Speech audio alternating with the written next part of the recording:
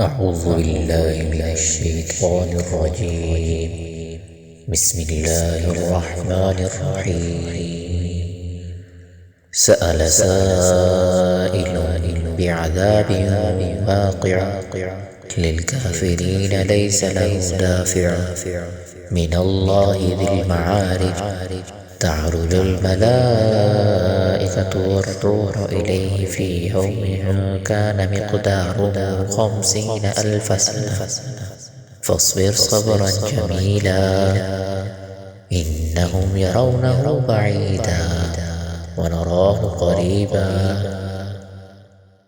يوم تكون السماء كالمهل وتكون الجبال كالعهن ولا يسأل حميم حميما يبصرونه يود المجرم لو يفتدي من عذاب يومئذ ببنيه وصاحبته وأخيه وفصيلته التي تؤويه ومن في الأرض جميعا ثم ينجيه. كلا إنها لظى نزاعة للشوى تدعو من أدبر وتولى وجمع فأوعى.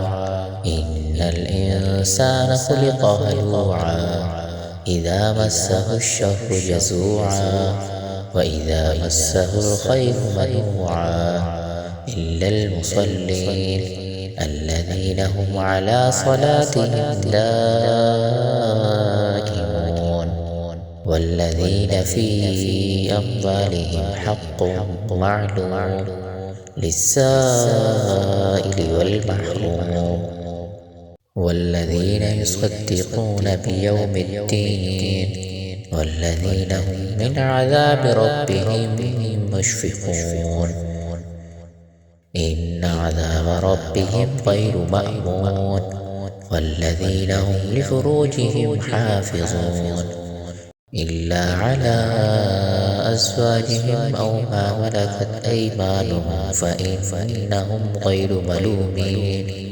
فمن ابتغى وراء ذلك فأولئك هم العادون والذين هم لأماناتهم وعهدهم راعون والذين هم بشهاداتهم قائمون والذين هم على صلاتهم يحافظون أولئك في جنات مكرمون.